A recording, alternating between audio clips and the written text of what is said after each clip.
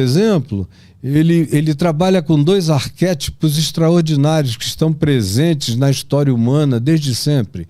Se você vai na comunidade mais primitiva da história humana, como essas novas cidades que estão sendo achadas na Turquia, como Göbekli Tepe, que lá no norte da Turquia, que é uma cidade de 50 mil anos de idade, cortada a pedra como se fosse em laser, toneladas e toneladas, uma em cima da outra, com encaixes perfeitos que fazem as pirâmides do Egito se tornarem coisas toscas. E olha que elas são perfeitas. Você vê a precisão. Mas lá tinha o rei e tinha o sacerdote. Religião e poder político nunca se separaram na história humana. Você vai na minha terra, no Amazonas, você tem o cacique, o tuxaua, que é o líder político. E você tem o xamã, tem o pajé, que é o líder religioso. Eles estão sempre juntos. O líder político precisa da bênção do líder espiritual, porque o líder espiritual carrega o poder da sobrenaturalidade. E a política é o poder da força. Mas ele quer, o povo todo acredita muito mais no sobrenatural do que em qualquer coisa. Então, a bênção do pajé, do xamã, tem que estar presente. O xamã, por seu turno, não quer sujar as mãos com as coisas que o cacique faz. Todo político acaba sujando as mãos com sangue. Mas ele quer a bênção espiritual. Então você vem do primitivo a qualquer outro tempo, ao Brasil de hoje. O que é que a gente está vendo? Poder político se servindo do poder religioso. No discurso, né? No discurso e... Ou na prática mesmo. E na prática, orçamento paralelo, pastor decidindo para onde as verbas vão.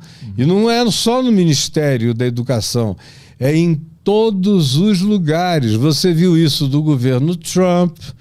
Os governos republicanos têm mais vínculo com a igreja nos Estados Unidos, porque a igreja evangélica nos Estados Unidos é republicana, é conservadora, é heterossexual, é anti qualquer outra coisa que não seja de gênero sexual binário.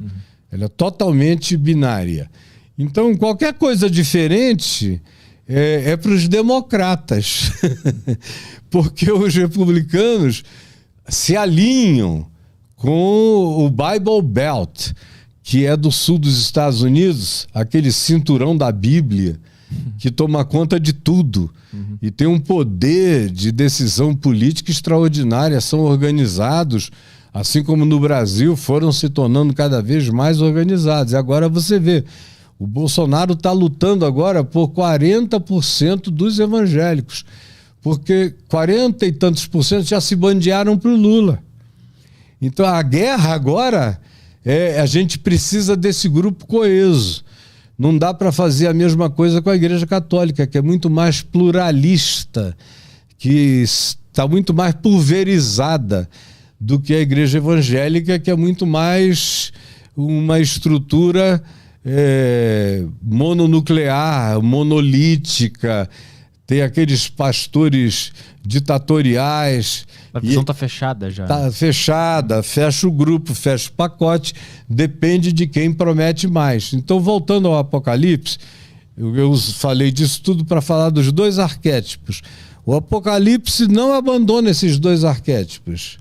Da besta que emerge do mar, que é o poder político, e da besta que emerge da terra, que é o poder religioso, também chamado de falso profeta, porque é um poder que está sempre para fazer acordo com o poder político.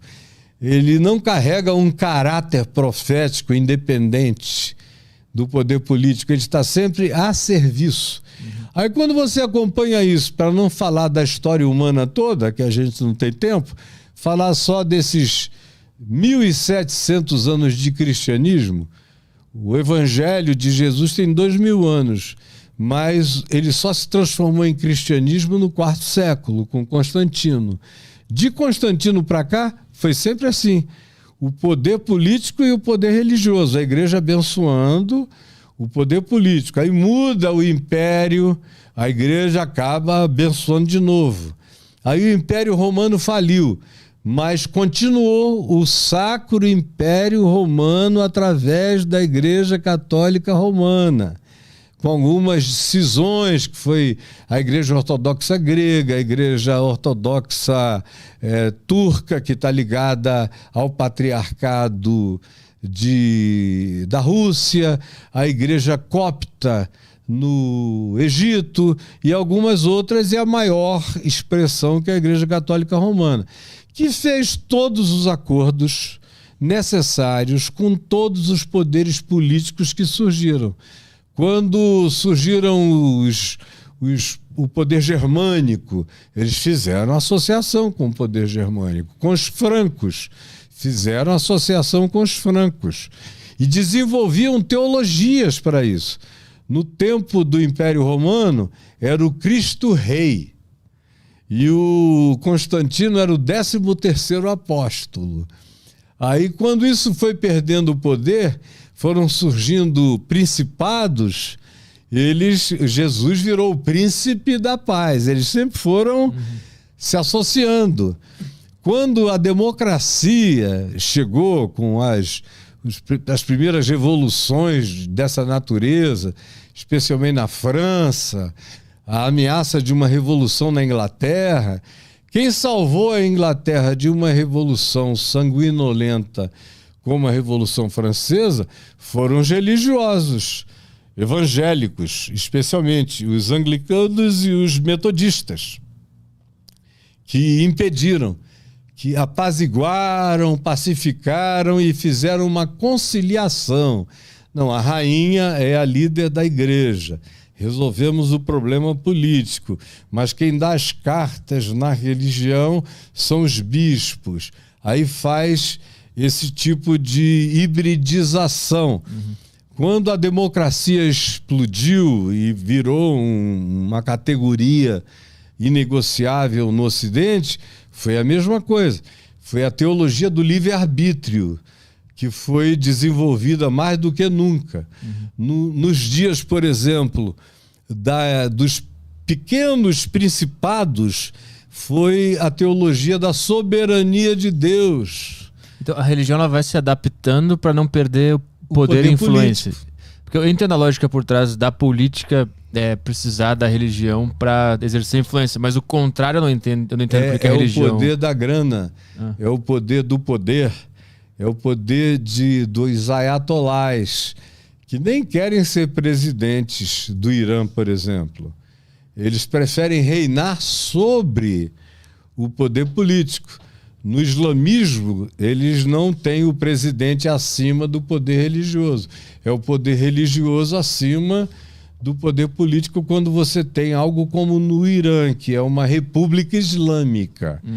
Então, onde quer que eles criem um califado ou uma coisa assim, o poder religioso supera o poder político. Quando não, o poder político lida com o poder religioso e mantém o poder religioso trabalhando em favor do projeto político. Mas qual é o benefício que o religioso tem com esse poder? É ego ou ele de fato tem alguma coisa que ele vai ganhar? É grana, é templo, é mesquita, é terreno, nunca mudou nada.